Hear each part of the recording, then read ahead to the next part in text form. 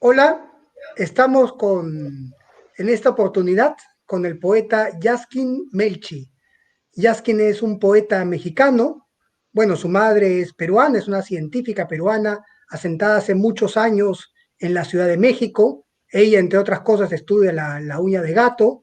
Yaskin pasó los primeros años de su infancia en Holanda, en los Países Bajos, como se dice ahora, en los Países Bajos, porque padres eran científicos y estaban acabando su carrera, su formación académica en los Países Bajos. Luego Yaskin volvió a México y Yaskin además de poeta, es un estudioso de la poesía japonesa.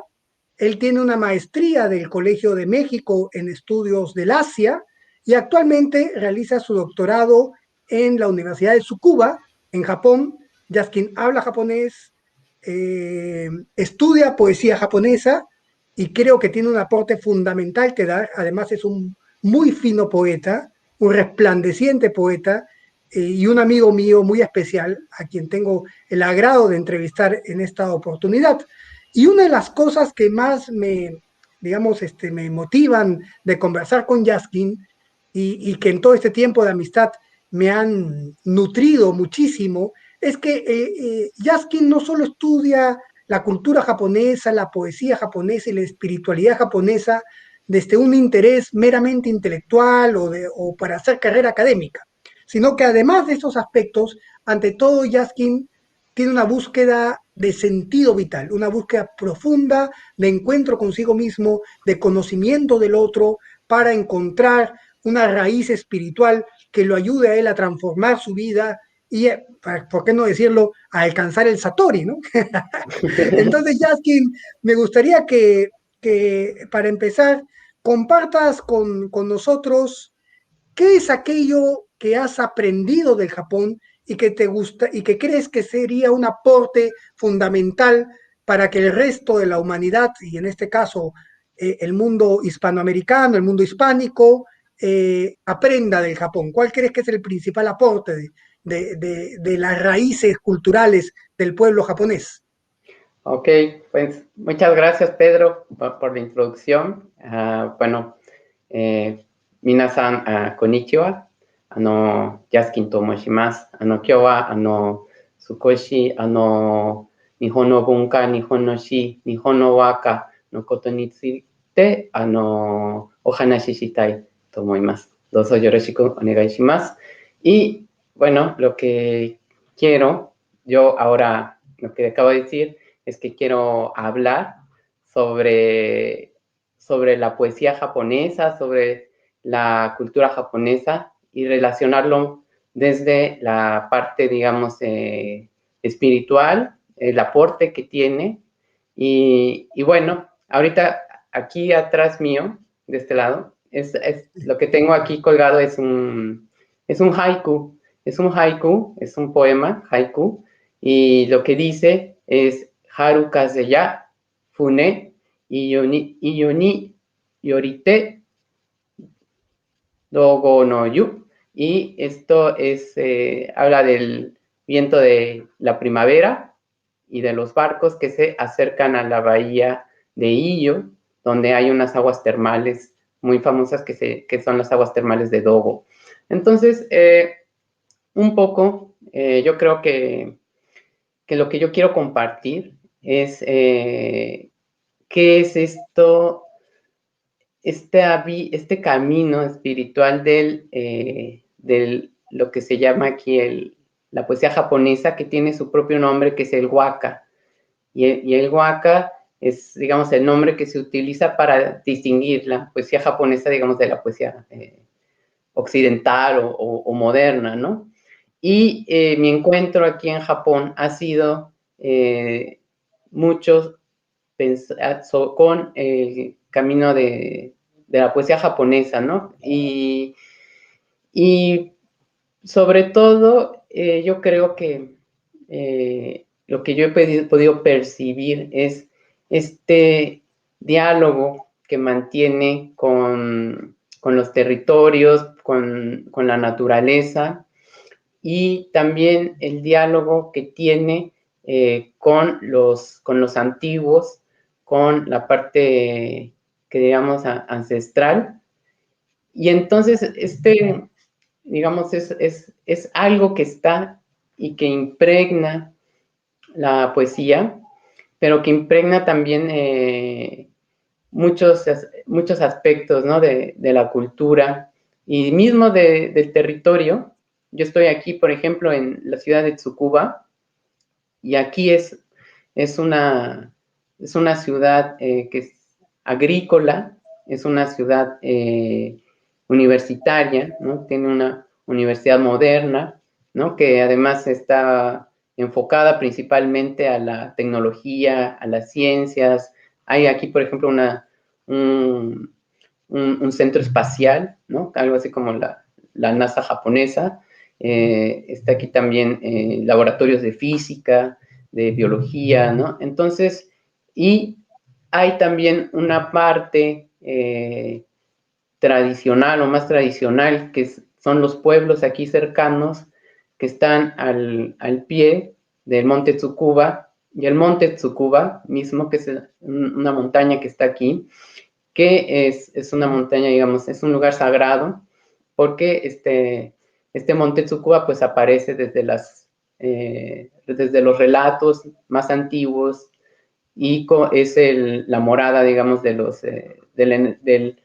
la energía masculina y femenina, que son creadoras de las islas japonesas, ¿no? Entonces, todo ello está aquí, digamos, trenzado de una manera en la que hay un intercambio entre todos estos aspectos que contribuye a una visión del futuro, de la modernidad también, y de la civilización, o cómo se plantean desde aquí la civilización.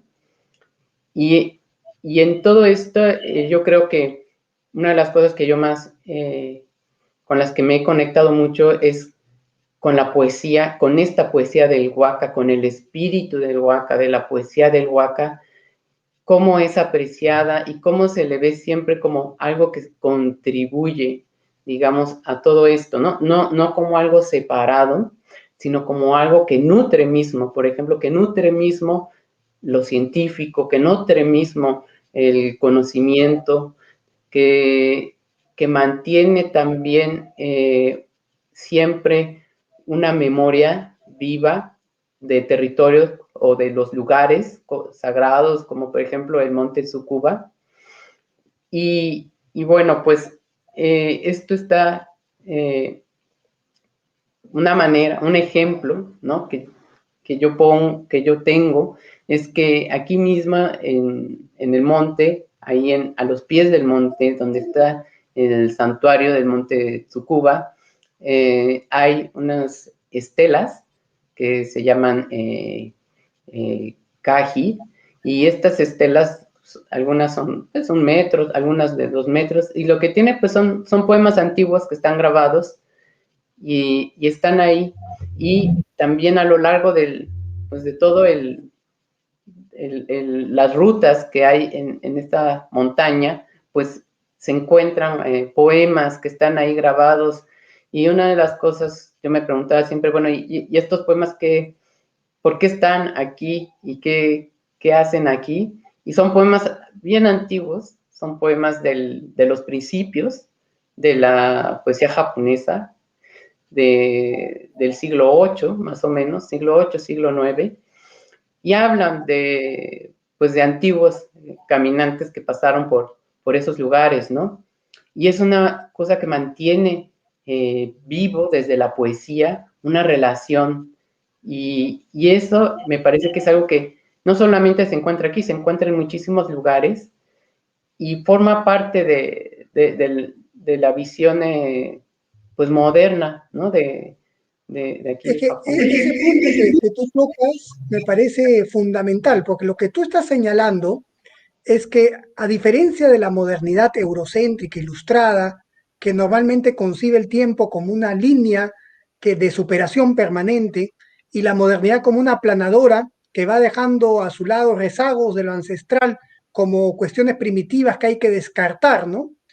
En cambio, la modernidad que propone el Japón, según lo que tú nos vas explicando, es una modernidad distinta porque se puede asimilar el pensamiento científico, la metodología científica, la tecnología, pero eso no implica necesariamente dejar de lado lo ancestral. Muy por el contrario, siguiendo muchas de tus publicaciones, yo suelo leer con mucho interés aquello que vas publicando.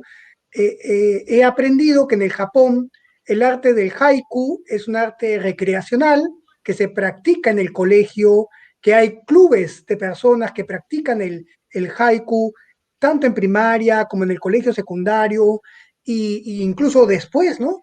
Y que esto es una educación de la contemplación, se refina la contemplación de los niños, de los adolescentes, mediante la práctica ancestral del haiku.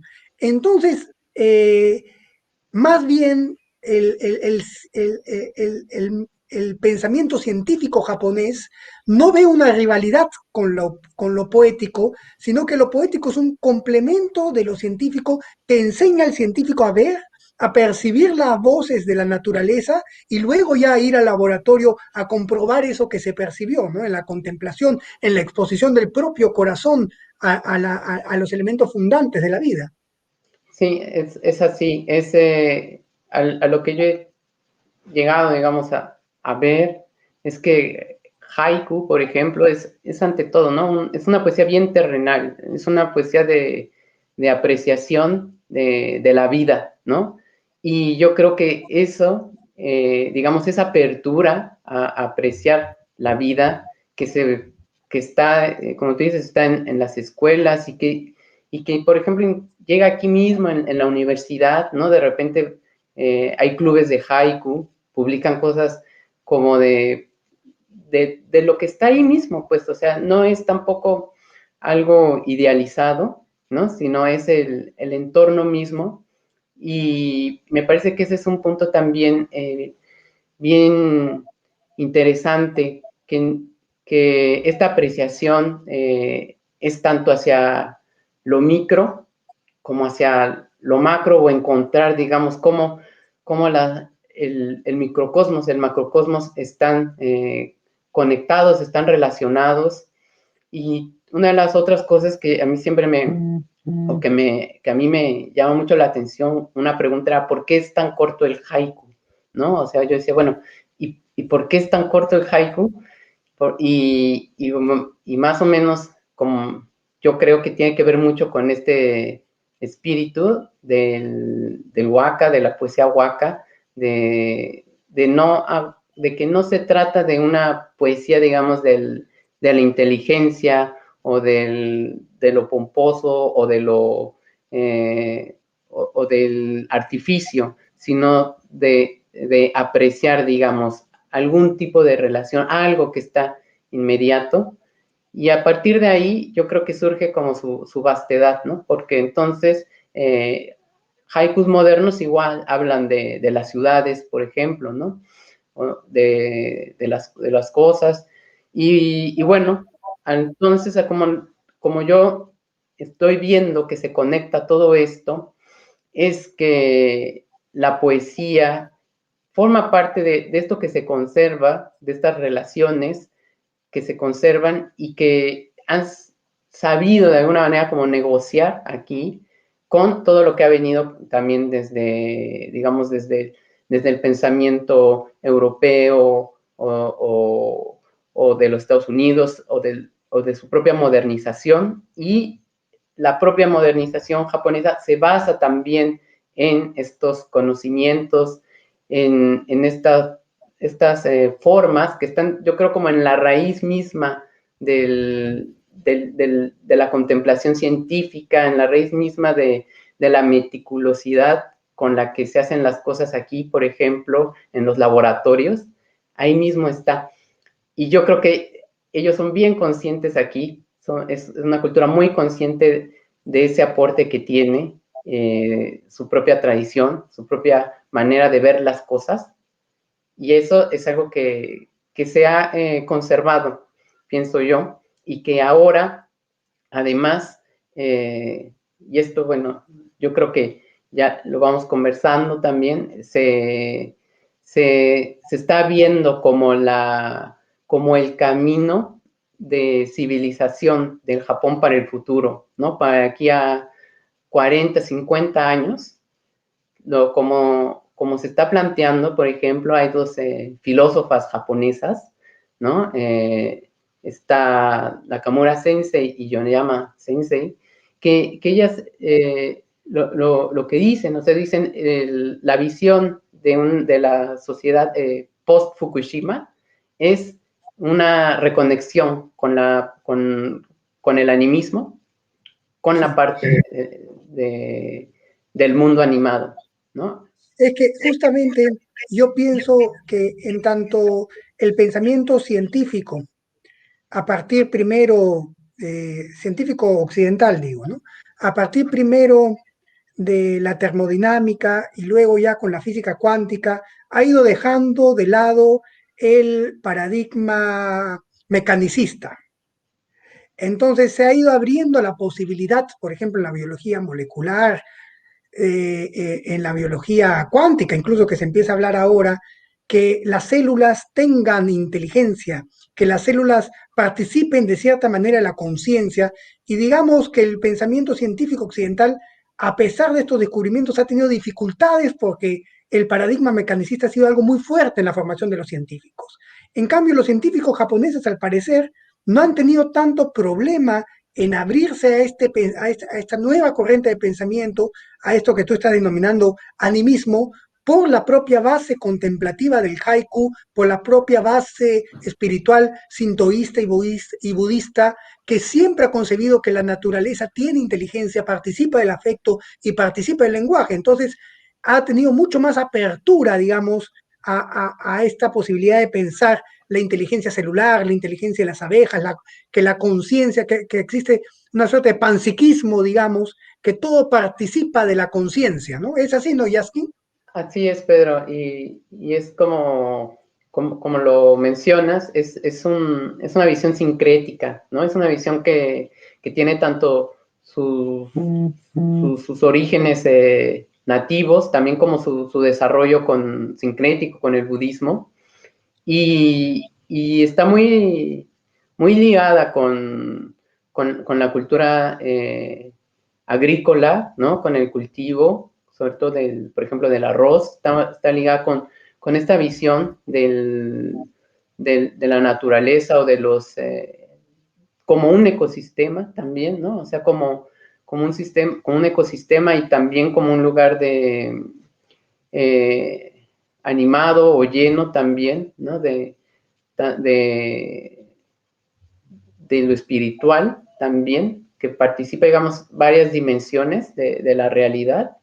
Y también es un pensamiento que está relacionado con la propia geografía de aquí de Japón, en la que hay muchos, digamos, desastres naturales o que hay terremotos, tifones, en un espacio, volcanes, en un espacio muy pequeño, ¿no? Entonces, esto también, todo ello está de alguna manera, forma una red de conocimientos, una red de sensibilidades que están, yo creo, en la base y que también por ejemplo, los científicos, los filósofos modernos, pues están constantemente como reconectando eso como las maneras de ir sorteando, digamos, como todas las problemáticas, ¿no? Que surgen a raíz, digamos, como de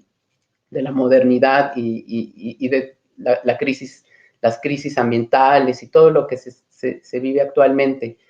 Y ahí es donde entonces yo veo que hay una relación posible, ¿no? Con los pensamientos originarios o con los pensamientos ancestrales también, ¿no? Pues de nuestros países, de nuestros territorios, y que eso es lo que a mí me gustaría pues que se viera, ¿no? Que esa es la semilla también de una ruta, pues, de la modernización, de la tecnología. Entonces, que no desecha, digamos, todo ello, sino que lo toma, pero nace a partir, digamos, como de todo ese reconocimiento, ¿no? Entonces, me parece que eso sería un aporte que podría haber, por ejemplo, ¿no? Desde esta parte del mundo. Sí, es muy interesante lo que tú estás proponiendo, si te entiendo bien, es que la posibilidad de hacer un diálogo entre las sensibilidades, el pensamiento de los pueblos indígenas o de las naciones originarias de América con las culturas asiáticas sin pasar por el intermedio de la academia moderna eurocéntrica. Es decir, reconocemos claramente que la academia moderna eurocéntrica tiene aportes innegables.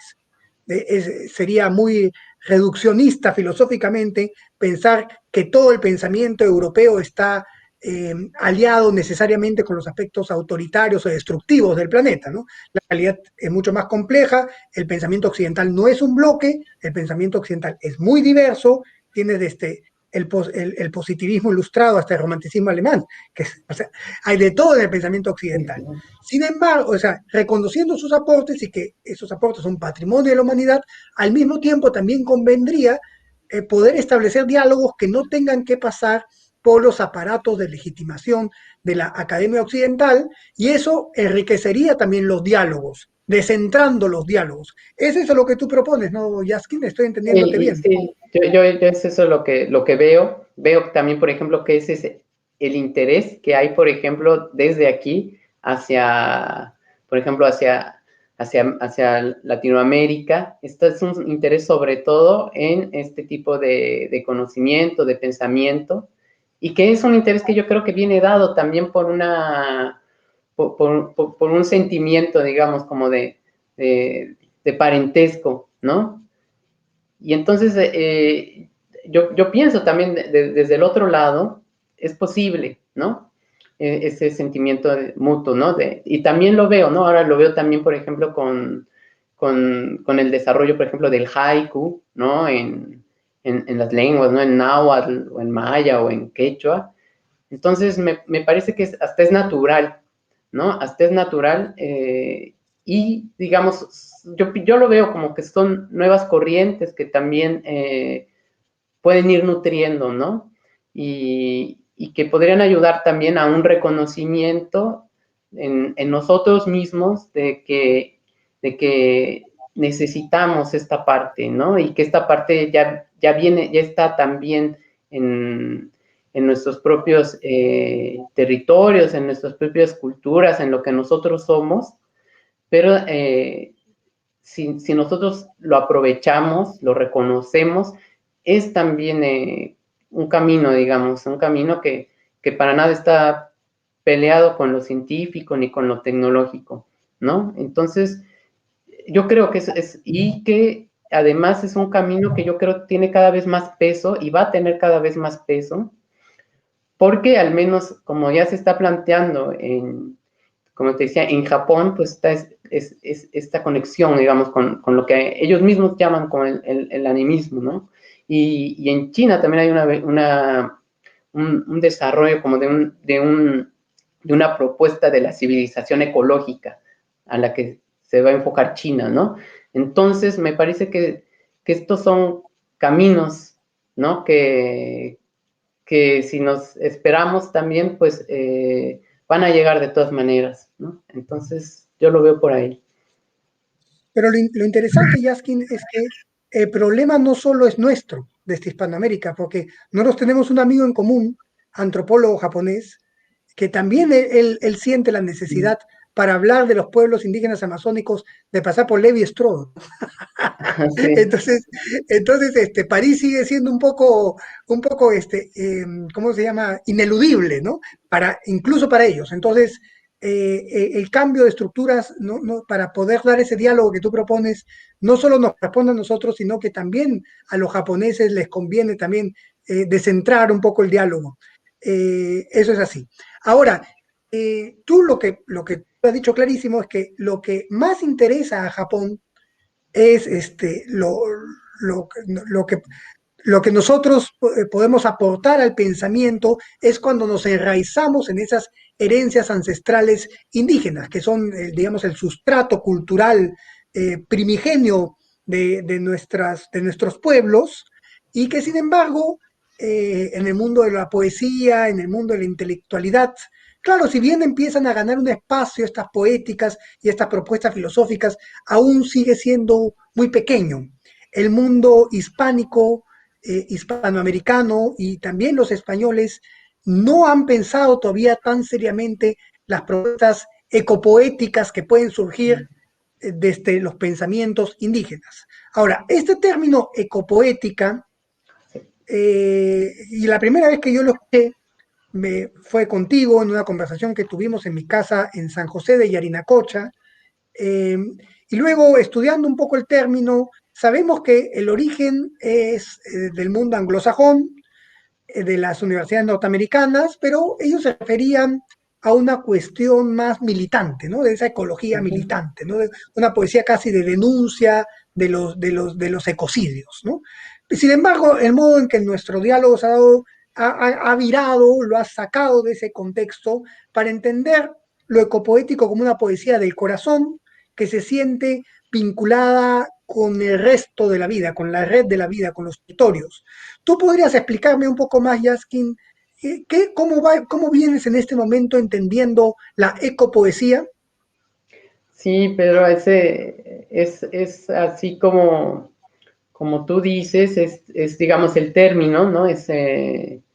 Digamos, tiene su origen, ¿no? En inglés, ¿no? Y está muy ligado, digamos, a los movimientos, ¿no? Ambientalistas y a la denuncia, ¿no? Y como yo lo he venido ahora entendiendo, y también gracias pues al diálogo que tengo, por ejemplo, contigo, y también, digamos, a esta inmersión con el Japón, que también lo ve desde sus propios lugares, es más como un espacio, ¿no? En el que se comparte y como una carta de presentación de distintas visiones en las que el lenguaje poético, digamos, tiene un papel importante en las relaciones, ¿no? Entre seres humanos con el ambiente, con el entorno,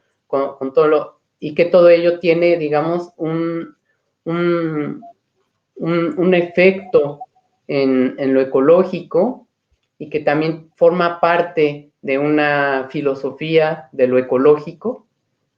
Entonces, como desde esa apertura a la diversidad, es como yo lo estoy ahora entendiendo, ¿no? Como la ecopoesía y que de alguna manera, pues, puedes formar como algo que permita, como un canal de comunicación, ¿no? Entre estas distintas formas que ya existen, que ya hay, ¿no? Y que, bueno, además están en distintas lenguas y en distintos lugares.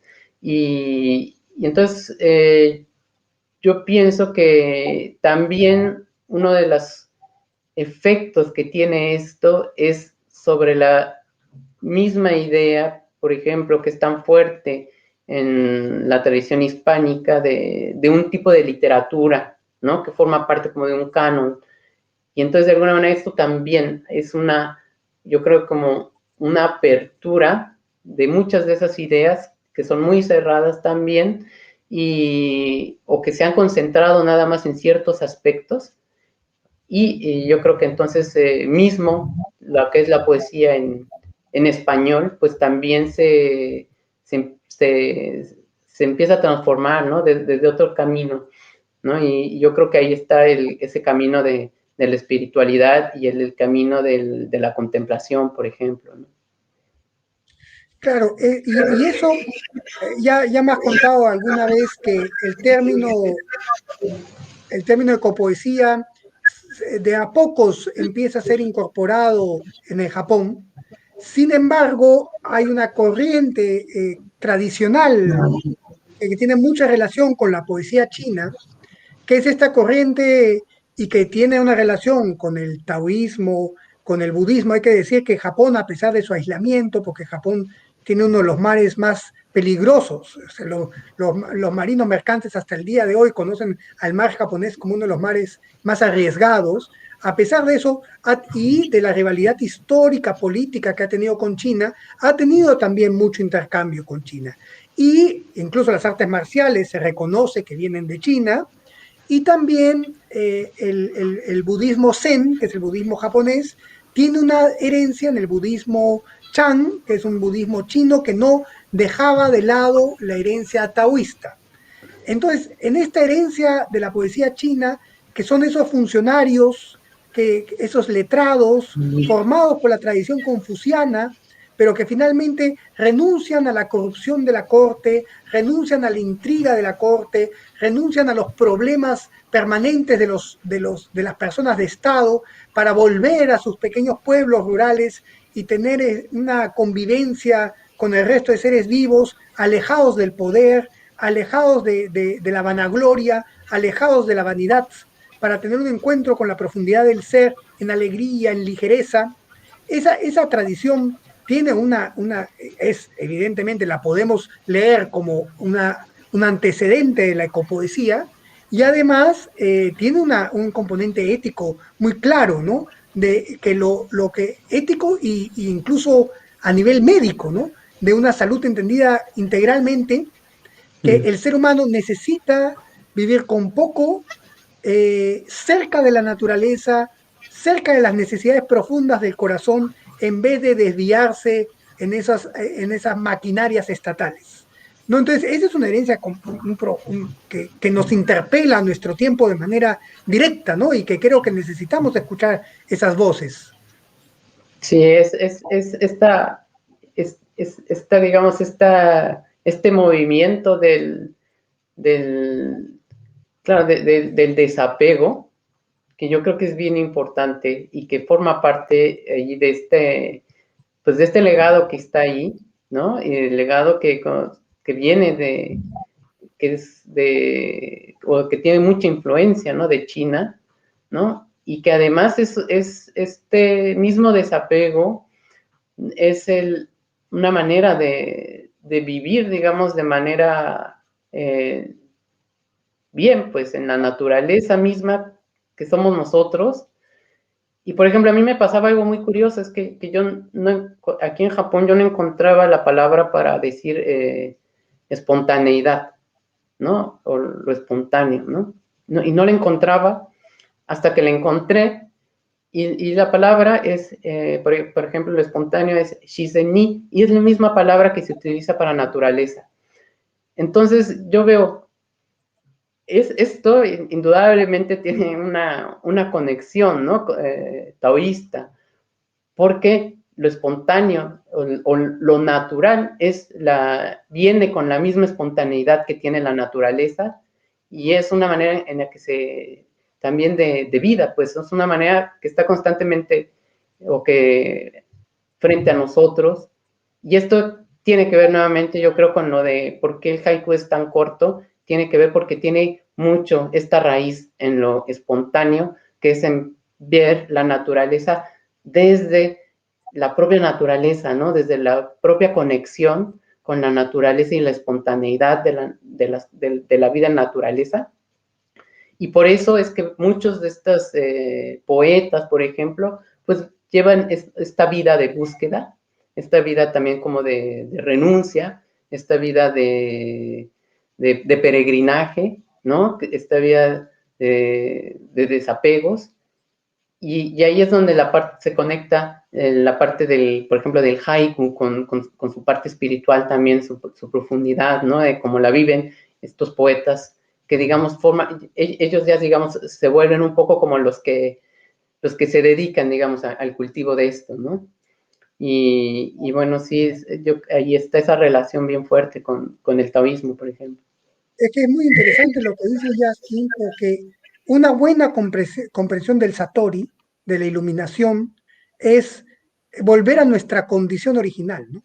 Es decir, la budeidad es nuestro estado original, nuestro estado espontáneo, nuestra verdadera naturaleza, de la cual nosotros no somos conscientes porque nos dejamos hipnotizar por la vanidad del mundo, por las transgresiones, por la ilusión. Pero de lo que se trata de iluminarse no es rechazar la naturaleza, sino por el contrario, volver a nuestra verdadera naturaleza. Así es, sí, así es vivir con esa claridad nuevamente.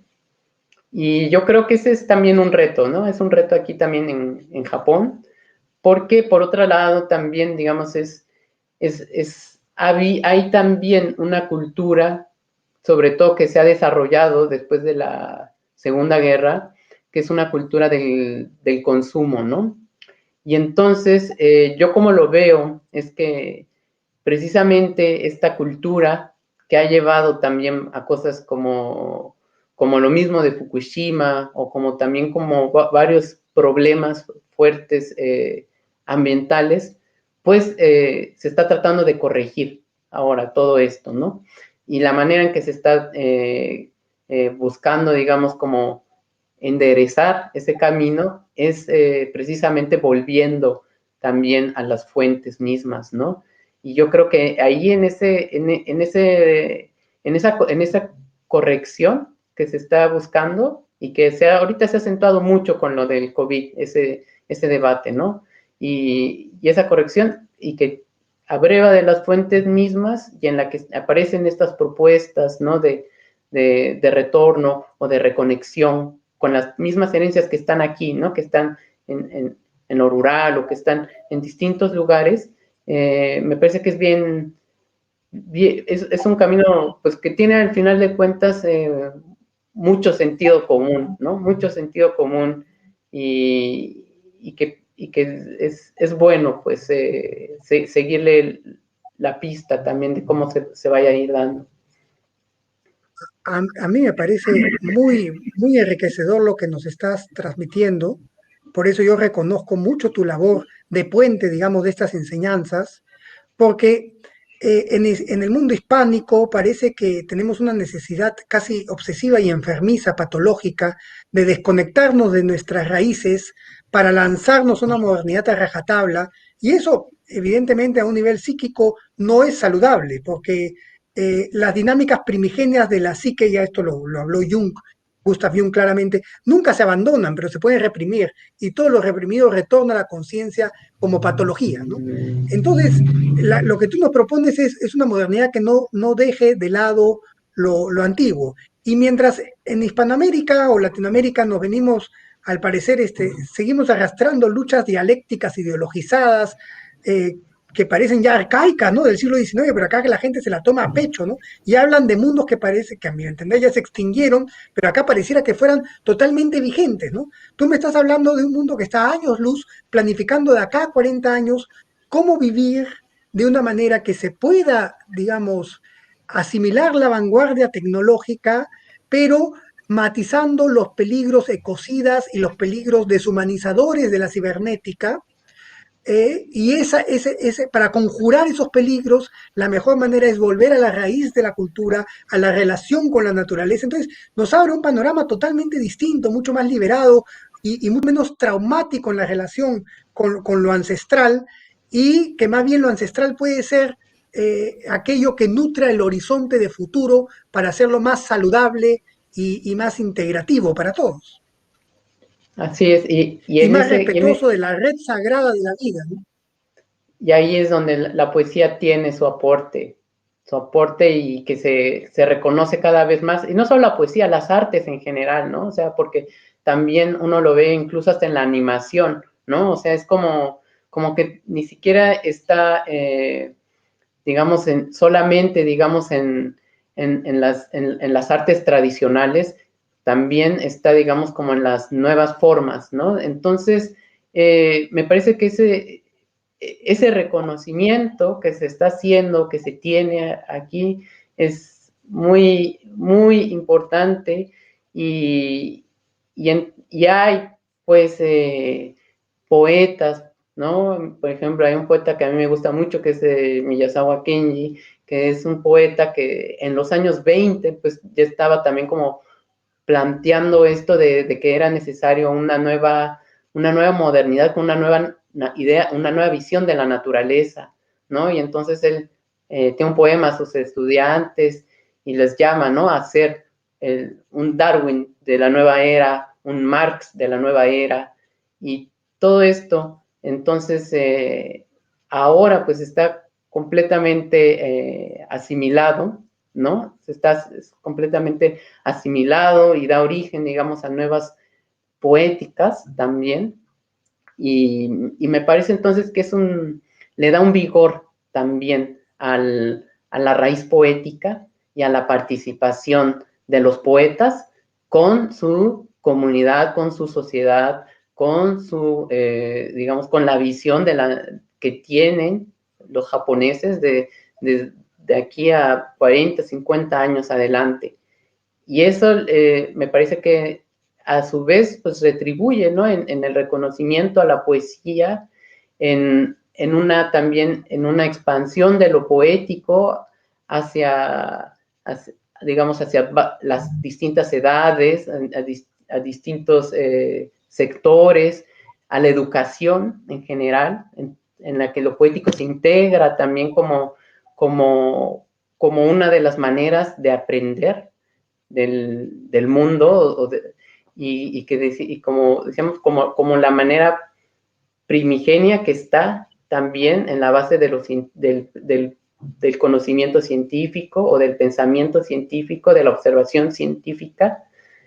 Y bueno, pues digamos, así es como yo veo, por ejemplo, está el haiku, ¿no? O sea, en este tipo de relación con el mundo, con la sociedad, así está en este momento. Y bueno, eso es algo realmente, para mí, me nutre en mi propio camino, digamos, de pensar o de pensarme como en la poesía, en el camino de la poesía y del servicio que tiene también la poesía, ¿no? Entonces... de la responsabilidad. Uh-huh. Mira, Yaskin, te agradezco muchísimo por esta conversación. Yo creo que ha sido de una riqueza, de una sutileza y de una profundidad que no siempre se ve en estos medios, en estos espacios. A mí me queda clarísimo que la filosofía y la ciencia tienen su nacimiento en un sentido genuino, en una experiencia poética de asombro y comunión con todo lo existente. Entonces, que no hay una rivalidad entre la poesía, la espiritualidad, la filosofía, las narraciones míticas y la ciencia, sino que son espacios complementarios que pueden nutrirse unos a otros. Y lo que nos ha traído es muy importante porque a partir de lo poético nos abrimos a una nueva experiencia del mundo, a un nuevo proyecto de civilización, de cómo queremos habitar la Tierra de una manera más equilibrada, más saludable, menos destructiva, menos nociva para el medio ambiente y menos nociva para nosotros, porque al ser nosotros, reconocernos como naturaleza, aquello que le hacemos al territorio, nos lo hacemos a nosotros mismos. Entonces, domo arigato Yaskin-san. Además, yo quiero decir que Yaskin, tú eres un hombre transformado, transformado en la luz de Cristo, y entonces muchas bendiciones en tu camino. Te agradezco nuevamente por las enseñanzas y que tu paso entre el cielo y la tierra siempre sea propicio. Muchísimas gracias, Pedro, y tomo arigato gozaimashita a todos, y bueno, pues espero que así haya sido bueno, y pues bendiciones también para todos.